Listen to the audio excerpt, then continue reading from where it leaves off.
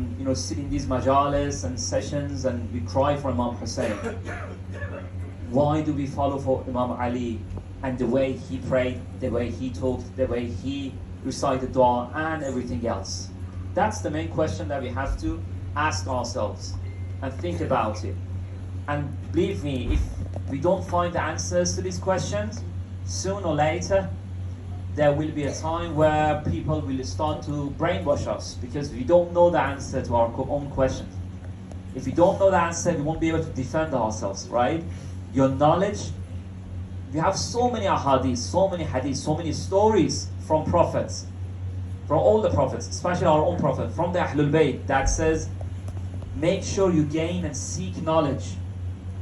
Make sure you understand the reason as to why you are here, why you follow certain path, why you pray.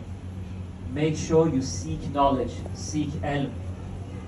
There are so many hadiths that tafakkur as-sa'ata. One of them is this: tafakkur as-sa'ata, 1 hour of thinking is better than 70 years of worshipping. That you just worship and you don't think. You just pray and you don't think. That's how important it is to think, to reflect, to seek knowledge. So you have to ask yourself this question, that why do we follow Imam Ali? And we have to have answers so we can defend ourselves, like an armor where we hold in a battlefield. There's so many stories, because obviously there are a different variety of age group here. So we've got younger people, younger boys and girls around like 6, 7, and we have others about 12, 13, 14. So I have to make sure that it's suitable for everyone. But let me give you one story, right? The story that I provided also for everyone else, or for in our last night majlis. So if someone asks, why do you follow Imam Ali? Why don't you follow some other people? The answer is that in our ahadith, in the story of our Prophet, there are lots of incidents and points in time and stories where Prophet, our own Prophet, tells people, commands people to follow Imam Ali. And he introduces Imam Ali as his successor, his friend, his brother, as the person that Ummah, the Muslim nation, Muslims have to follow after Prophet. One of them is the story of Mubahala that I explained last night, so tonight I'm just going to do it in English.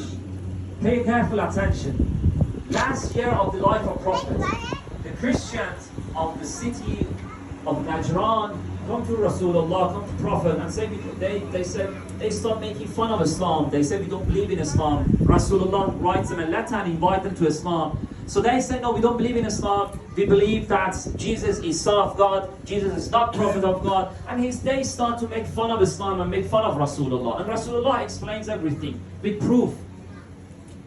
That no, Prophet Jesus, Isa, is only the Abd of Allah, is a servant of Allah, and is the Prophet of Allah, not a son of Allah. Allah has no son. قُلْ هُوَ اللَّهُ أَحَدْ اللَّهُ الصَّمَدْ لَمْ يَلِدْ وَلَمْ يُولَدْ. Allah has no children, nor he has any parents. وَلَمْ يَكُنْ لَهُ كُفُوًا أَحَدٌ. So Rasulullah, Prophet, our Prophet, explained this to this group of Christians, and they came with all the power and all the gold and everything. They came with a lot of people, to the extent that they decided to do mubahala. What is mubahala? Is that people get together from your side and our side. If two group of people have strong disagreements, and one of them is lying over the path of Allah, over the truth, they sit down, they pray, and ask Allah to send His punishment over the other group. That's called mubahala. They sit together, they pray, and whoever is right, Allah of course will listen to them. So Quran says to Rasulullah, tell these Christians to come and do mubahala. They sit and pray and ask me to punish you, and then you also ask me to punish them. And then you take with yourself your sons. قل تعالوا ندعو أبناءنا وأبناءكم ونساءنا ونساءكم وأنفسنا وأنفسكم. Tell them, Ya Rasulullah, our Prophet, tell them that you bring your children, we bring our children. You bring your women, we bring our women, i.e. our best of women. most pious women, and you bring yourselves, or you bring the most beloved people to you, and then we also tell the Prophet that we also bring our own selves.